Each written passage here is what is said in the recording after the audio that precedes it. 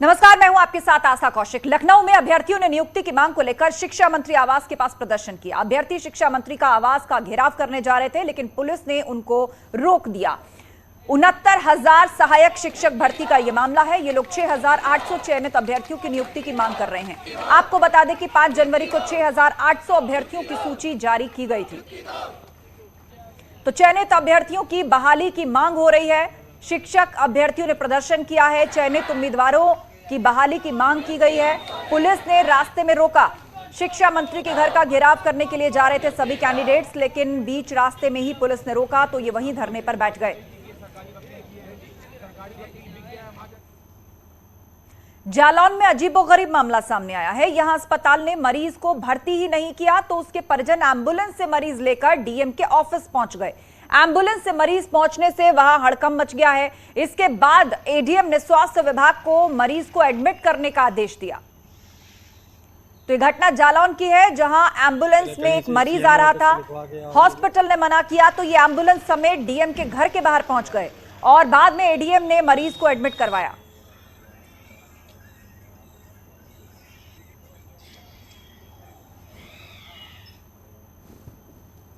उधर मऊ में सुभाषपा के बागी नेता महेंद्र राजभर और रामजीत राजभर के कार्यक्रम को परमिशन नहीं मिली और इससे सुभाषपा के नेता बिफर उठे। उन्होंने आरोप यह लगाया कि ओम प्रकाश राजभर के दबाव में जिला प्रशासन ने कार्यक्रम के लिए आखिरी वक्त में इजाजत नहीं दी और इनका यह भी आरोप है कि ओम प्रकाश राजभर ने रात में मऊ पहुंचकर परमिशन रद्द कराई। आपको बता दें कि ये बागी नेता आज नई पार्टी बनाने का ऐलान करने वाले थे और हजारों की संख्या में सुभाषपा कार्यकर्ता पार्टी छोड़ सकते थे।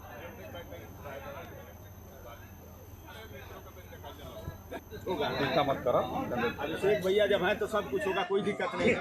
कल देर रात तक सीटीसीओ साहब से बात होती रही। वो कहते रहे कि नहीं परमिशन हम दे देंगे, कल सुबह दे देंगे, कल सुबह दे देंगे। आज जब सुबह हुआ करीब 9 से 9:30 के बीच में उन्होंने परमिशन को निरस्त करते हुए हमारे जिला प्रभारी रामजीत राजभर को अवगत कराया।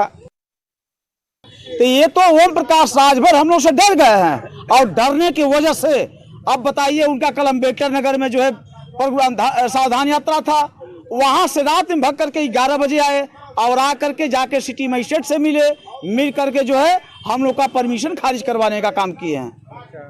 उनके दबाव में सब हो गया है। ये ओम प्रकाश राजभर के दबाव में हुआ है, उसी वजह से डर रहे हैं भैया। उनको उनकी औकात का पता चल गया है। ये जो ढिढोरा पीटते थे ना कि मैं अति दलित, अति पिछड़ा, सर्वाधिक पिछड़ा की लड़ाई लड़ता हूँ, इनको इस सावधान यात्रा, सावधान यात्रा थोड़ी है, ये तो गलत बता रही है। ठग यात्रा कहें तो बढ़िया है। औरैया में टीचर की पिटाई से जान गंवाने का छात्र का अंतिम संस्कार हो गया है। परिजन कई मांगों को लेकर अंतिम संस्कार नहीं करने पर अड़े थे, लेकिन पुलिस और प्रशासन के आला अफसरों के मनाने पर आखिरकार वो मान गए। और आपको बता दें, टीचर की पिटाई के बाद इलाज के दौरान उसकी मौत हो गई थी।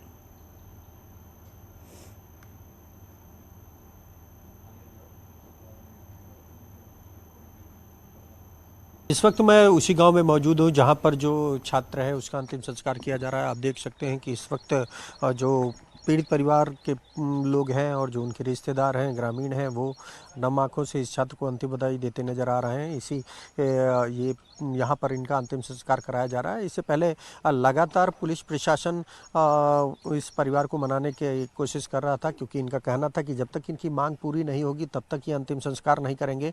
खुद बीती रात से लखनऊ रेंज के आईजी, कानपुर रेंज के आईजी प्रशांत कुमार और कमिश्नर राजशेखर कैंप कर रहे थे और उन्होंने भी सुबह से कई राउंड में बात करके पीड़ित परिवार को ये पूरा आश्वासन दिया है कि न सिर्फ पीड़ित परिवार की आर्थिक मदद की जाएगी, बल्कि इस घटना के जो दोषी हैं उनके खिलाफ भी कड़ी से कड़ी कार्रवाई की जाएगी। जिस भरोसे और विश्वास के बाद पीड़ित परिवार अब अंतिम संस्कार के लिए राजी हुआ और अब आप देख सकते हैं कि यहाँ पर जो छात्र है उसका अंतिम संस्कार जो है वो किया जा रहा है। ऐसे में जो परिजन हैं उनको ये भरोसा है कि प्रशासन और शासन उनके साथ आगे भी इसी तरह से खड़ा रहेगा। जाएगा और जो उनकी मांगे हैं वो पूरी की जाएंगी। इस दौरान कल जब ये घटना हुई तो कहीं ना कहीं, क्योंकि बीते 7 सितंबर को एक इस शिक्षक ने इस छात्र की पिटाई की थी, उसके बाद इसे सैफई के मेडिकल कॉलेज में एडमिट कराया गया था, जहां पर कल इनकी मौत हो जाने के बाद पीड़ित परिवार ये शव लेकर छलदरा पहुंचा और वहां पर आदर्श इंटर कॉलेज के सामने शव रखकर ये मांग की कि जो ये घटना हुई है उसके दोषियों को गिरफ्तार किया जाए और साथ ही साथ मुआवजा दिया जाए। लेकिन जब बात नहीं बनी तो उस दौरान पुलिस और ग्रामीणों के बीच झड़प हुई और इस दौरान जिलाधिकारी समेत कई अधिकारियों के गाड़ी पर पथराव किया गया, पुलिस की गाड़ी में आगजनी की गई और जिसके बाद पूरे इलाके को छावनी में तब्दील कर दिया गया, क्योंकि ये मामला बेहद गंभीर था।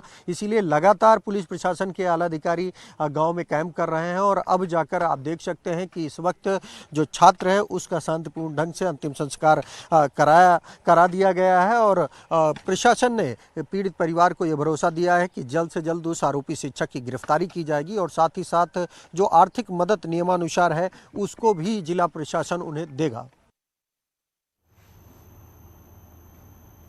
अलग अलग दलों के नेताओं ने औरैया की घटना की निंदा की है और आरोपी टीचर पर सख्त कार्रवाई की मांग की है। एसपी अध्यक्ष अखिलेश यादव ने ट्वीट करके लिखा है, औरैया में एक छात्र की शिक्षक द्वारा पीटे जाने से हुई मृत्यु का समाचार दुखद नहीं, बेहद संवेदनशील है।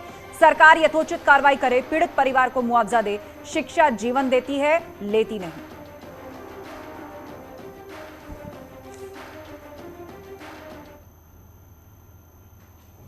वहीं बसपा सुप्रीमो मायावती ने भी ट्वीट किया है और सरकार पर सवाल खड़े किए हैं। इस ट्वीट में उन्होंने लिखा कि औरैया में शिक्षक की पिटाई से दलित छात्र की मौत पर सरकारी उदासीनता और लापरवाही का मामला काफी तूल पकड़ता जा रहा है। इंसाफ और उचित कार्रवाई के अभाव में लोग काफी आक्रोशित हैं। सरकार ऐसे संगीन मामलों को रफा दफा करने के बजाय फौरन प्रभावी कार्रवाई कर सुनिश्चित करे। बीएसपी की यही मांग है।